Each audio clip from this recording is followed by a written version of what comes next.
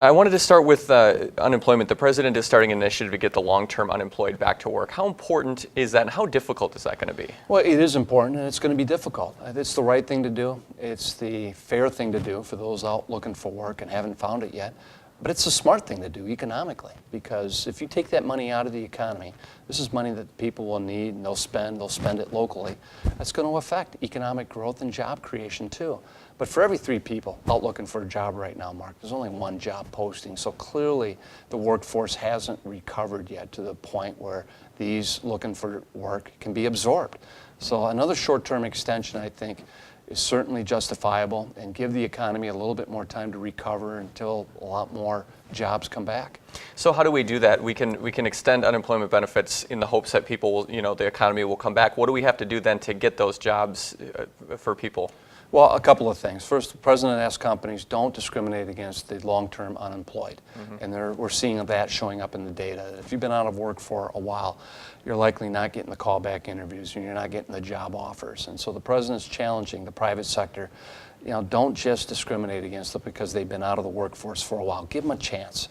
Secondly, as the president talked about when he was visiting Wisconsin yesterday, we have a skills gap that has to be addressed and closed. When I'm visiting businesses, large and small, around here, especially advanced manufacturing, they're oftentimes complaining about the lack of skills in the current workforce for the jobs that are being created. So we have to be smarter in partnering with the private sector, with our technical and community colleges, and those looking for work, that we develop programs that will reintegrate them in to the workforce with the skills to meet the jobs that are being created. And a lot of this gets back to the STEM studies of science, technology, engineering, math. Those are the fields that are growing right now. And yet the pipeline isn't there to feed the job openings that are created. A lot of times getting people trained for those types of jobs means you don't necessarily need a 4-year degree. The president said that yesterday too, which seemed to me to be a shift from what you've heard presidents say, at least in the last 15 years. It's that let's make sure everyone can go to college. Yeah. Now the idea is you don't necessarily need a 4-year degree. Do you believe that? Well, I think so. And I think the programs, the apprenticeship opportunities need to start earlier. At least at the high school years. So we're getting the students thinking about career options much earlier on. So they don't just hit the default button. And that is maybe just graduating from high school and that's it, or just assuming going to college is going to be the path forward in this economy. But we do need to elevate our game. I mean, whether it's quality education, job training opportunities, because the rest of the world isn't waiting for us. And if we want to remain the most innovative and competitive nation in the world, I believe it requires the investment in our human capital, making sure that that we've got a workforce that can compete globally. Who's most important in that process then of getting people trained and back to work? Is it the businesses or is it Congress to make it easier? Well, that's where I think the Vice President is going to be embarking upon. The President called on Vice President Biden to scrub all the training programs out there, to have a lot of hearings and a lot of listening sessions, especially coming from the private sector. So we know what they're doing and what assistance is needed. And I think it's going to require a combination. A lot of the businesses do the training in-house if you're able to get your foot in the door, but a lot of them are working with technical colleges and they're working with job centers like we have here that I was at recently to figure out how we can get a more and better trained workforce to step right in and take off. The midterms are going to be in full swing soon. Is Congress going to be able to get a lot done when it comes to getting the economy moving before these trail? 2-year election cycles are very short. These campaigns tend to start earlier. They cost way too much money, and they are distracting in that. And there should be a chance to continue to focus on the work and the challenges that we face well into the summer before the campaigns take off. The real test coming up, as far as what Congress is willing to do, will be in a few weeks, and that's addressing the debt ceiling.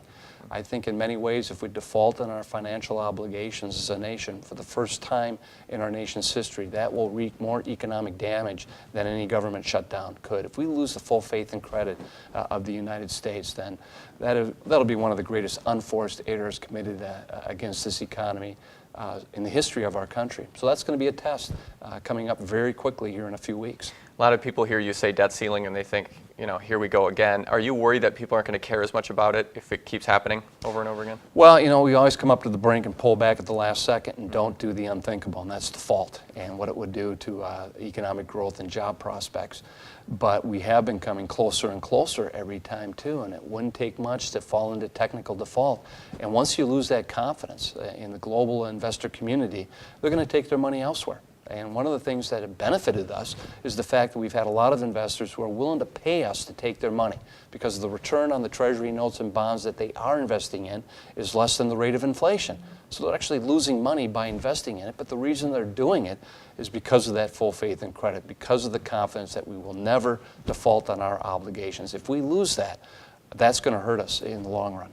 I want to switch gears. You have been pushing for a farm bill for years. Every time we talk to you, you know, we need to get it done. You voted against it recently, and one of the reasons was the large subsidies for agribusinesses. Do you ever see that changing? Do you ever see that being I've been a leading voice for many years of trying to get away from these outdated subsidy programs that go to a few but very large agribusiness. And now a recent report that just came out showed that we're subsidizing multi-billionaires under the Farm Bill who aren't even farming. They're just landowners.